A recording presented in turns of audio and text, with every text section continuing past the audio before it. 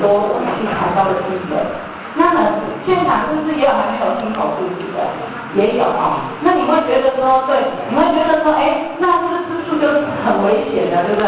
其实吃素是最安全的，你要选择对的方式。会比现在有很多荤的更危险那待会我会请吴讲师参差一下他可能课表里面没有，因为我们有一些新的。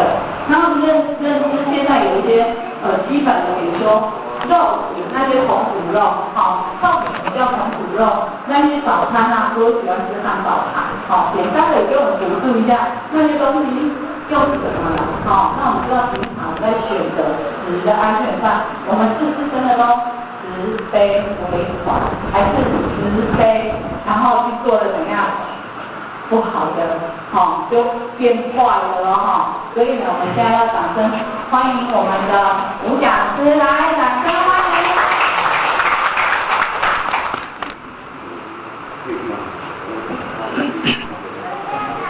您的，各位大家好啊。